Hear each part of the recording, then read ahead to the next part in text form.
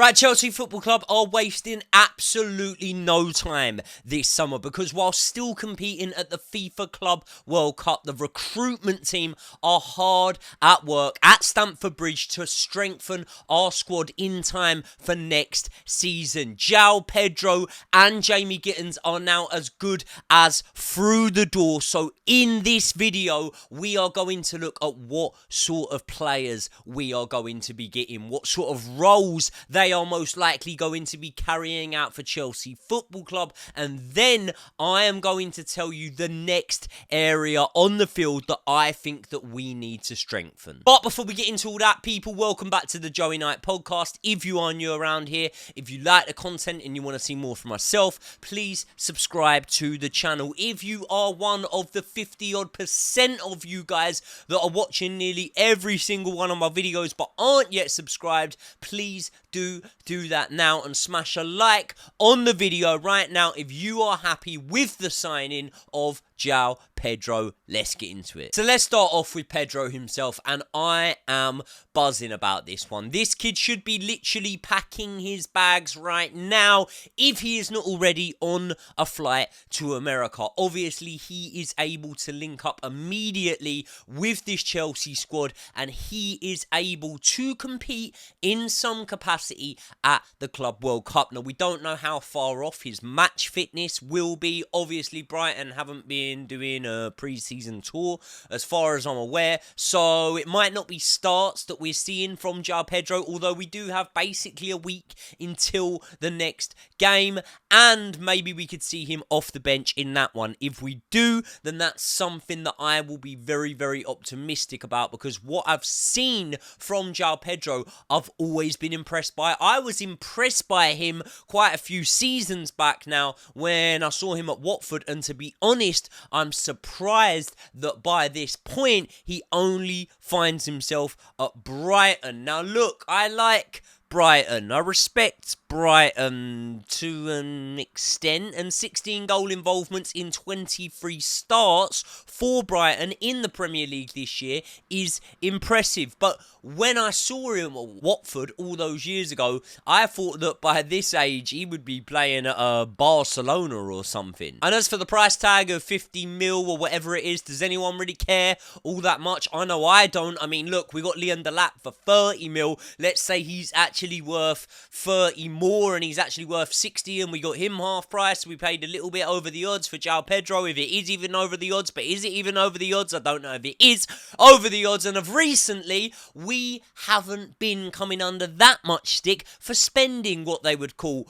over the odds, because the over the odds players like a Caicedo and like an Enzo Fernandez and like a Cole Palmer have been doing very, very well. Thank you very much. But although still young at the age of just 23 years old, this isn't some unproven kid that we've got coming into the changing room. This isn't someone who we're unsure whether he will be able to adapt to the Premier League. This is someone that is already operating at this level, and now we need to know whether this man can up it once again, because when he comes to Chelsea, there are going to be expectations set of him that there wouldn't have been at Brighton. There's also going to be service there for him that there wouldn't have been at Brighton, and more quality around him. And what we've got to remember is this man now leads the line for Brazil, so he's going to be able to step it up on international duty, and I believe that that means that he's going to be able to step it up now for Chelsea when it comes to the Champions League fixtures, which he will be integral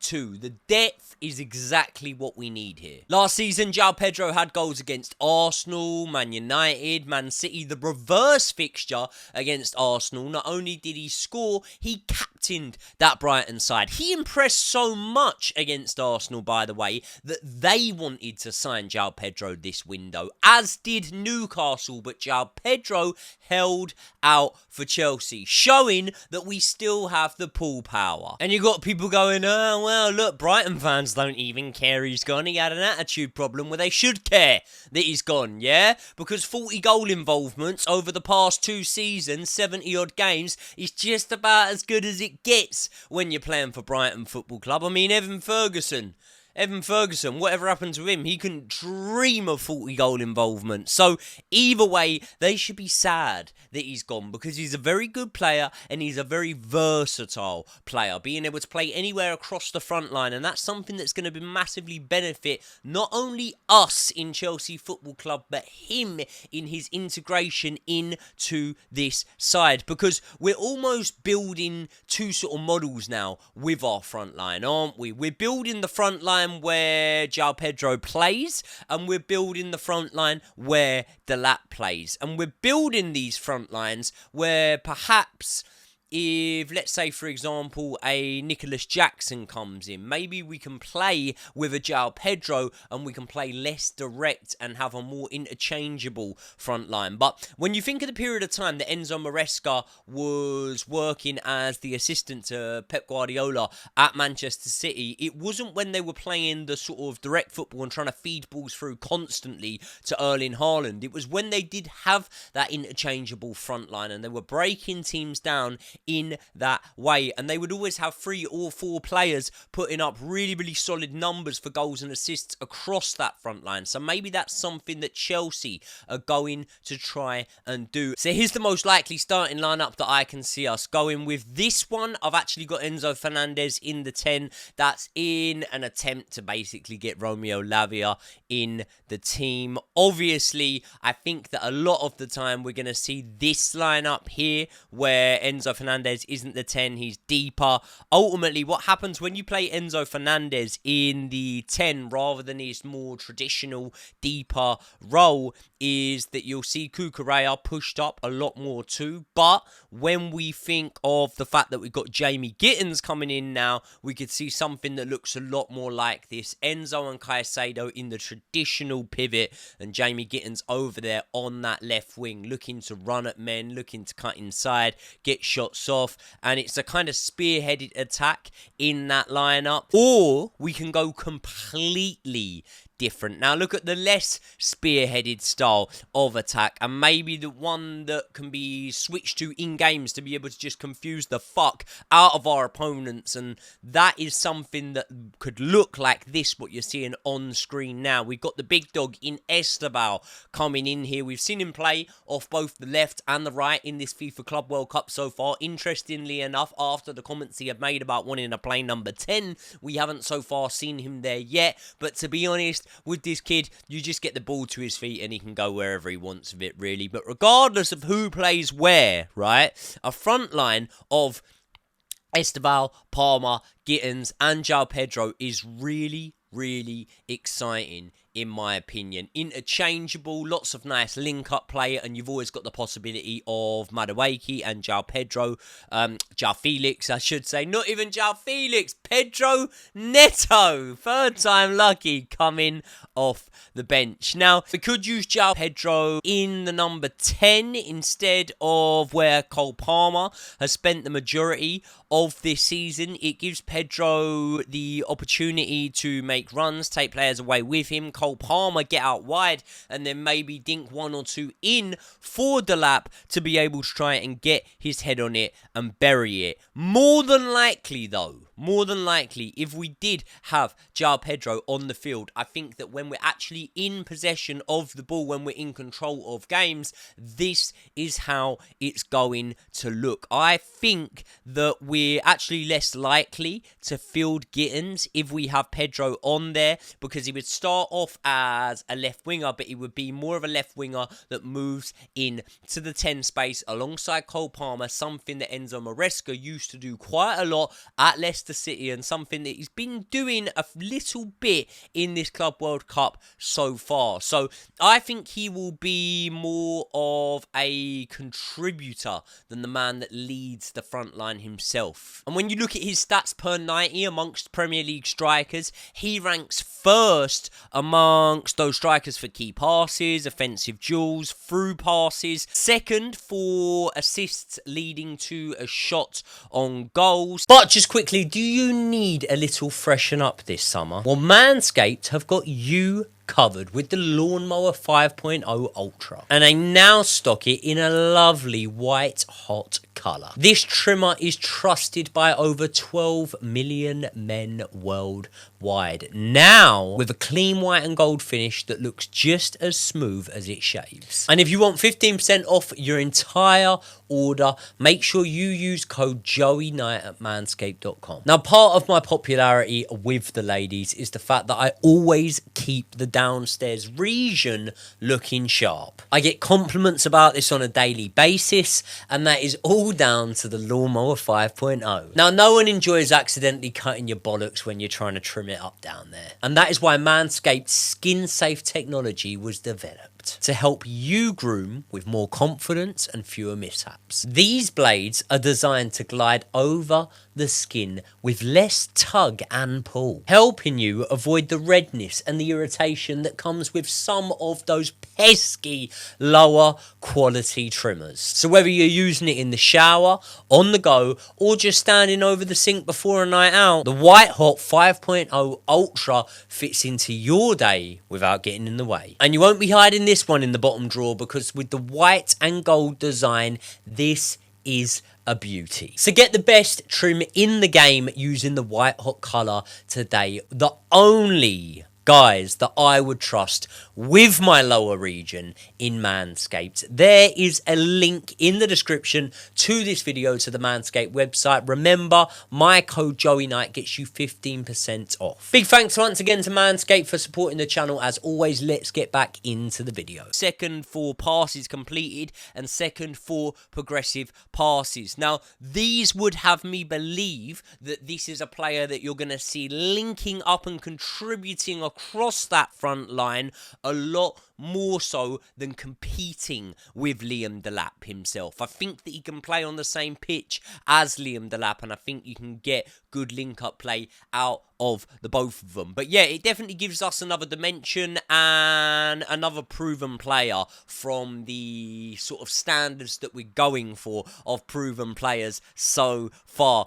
And do you know what? If you can chip in with 15 to 20 goal involvements in all competitions this season, that's going to be really, really useful for us with European football. And before we get on to the Gittens signing, right, I honestly think that with these two players in Pedro and Gittens coming in, it spells the end for the likes of Mudryk, Sterling, and Nkunku, possibly quite a few others that we already know, like Joao Felix. Because personally, if there was a crisis and at any minute here you had players being ruled out and all of a sudden other players needed to pop up and become available, I would rather give those minutes that have become available to the likes of a Tyrick George than any of those lot, to be honest. But speaking of Tyrick George, let's talk about the man that has come in his position, and that is Jamie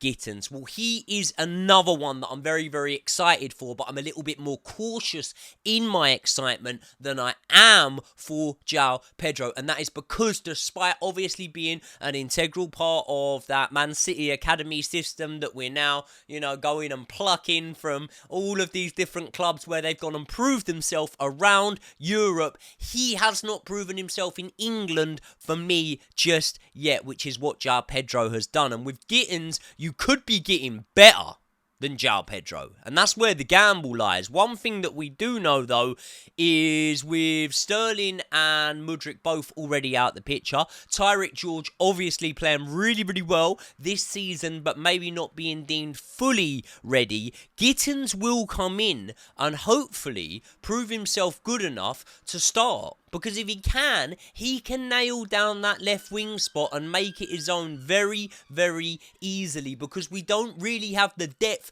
to compete there. We don't really have natural left wingers there that are in favour. We might have natural wingers like Raheem Sterling, but not ones that Enzo Maresca wants to give a chance to. And if we were to have Gittens on the left and Pedro Neto on the right, then that would be the perfect balance for a Maresca system. Because you've got Pedro Neto there player who's going to be doing a lot of the legwork, a lot of the running, making sure he gives ample cover to Reece James. And then you've got Gittens to be the more likely one that's going to be dribbling at defenders. Last season in the Bundesliga, right? Florian Wirtz, the player that's just moved for 150 million or something like that.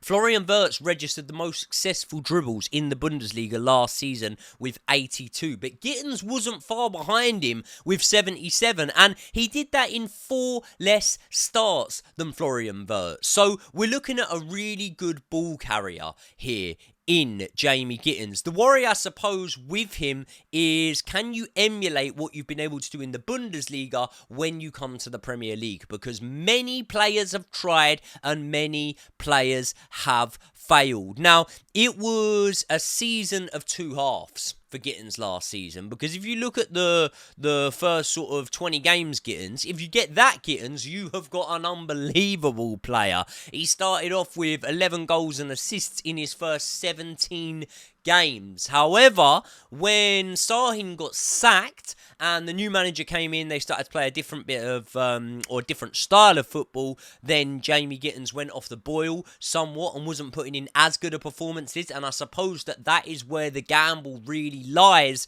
with this one. But I think that if Enzo Maresca hadn't have had a look at him and hadn't have thought that he could get something out of Gittens, he wouldn't be interested in bringing him in. So hopefully we can get the Gittens from the first part of the season. No under 21 winger has a higher ball carrying frequency, chance creation ratio, or more dribbles per 100 touches in any of the top 5 leagues. Not sure what that actually means, but it sounds quite good, doesn't it? It sounds quite good.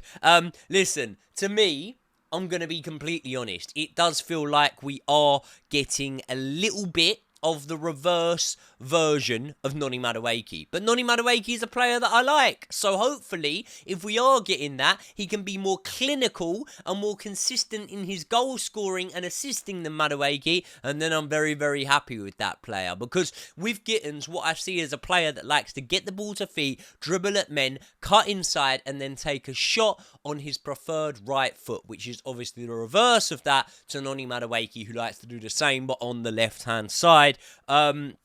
Nothing wrong with that, don't get me wrong. Hopefully, as I say, he is more clinical than Noni Madueke.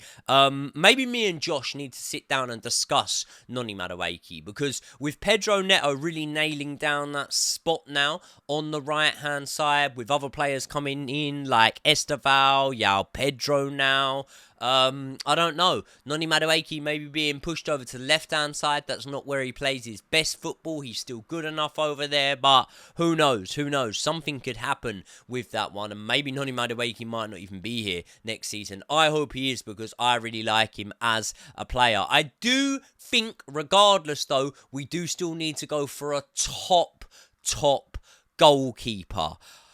I have no problem with Robert Sanchez so far in this Club World Cup. I think that, to be honest, including our running, he's been pretty good, but he's not the man to take us to that next level. I think that a Mike Maignan or an Emi Martinez may well be that man. Maybe a Petrovic might be that man, but we all know my thoughts on that one. He's staying at home. So yeah, let's not end this one on a sour note. But I think that now we've gone and got the Joao Pedro deal, the Gittens deal over the line, we're definitely not going to go for one of these huge name number 9s like an Osimhen, like a Gyökeres. And now I think we can see the squad that we're going to have next season. So in terms of major additions, all I could really see coming now would be a goalkeeper and possibly a centre-back. At centre-back, I don't know if we're even in desperate need, but I do think a goalkeeper is an important one to come in there. I think it might still be Mike Maignan, Emi Martinez, rumours circling about. So let me know your thoughts in the comments section below, people. And who are you more excited for, by the way, out of Joao Pedro and Jamie Gittens? Let me know your thoughts, and I will see you all in the next one.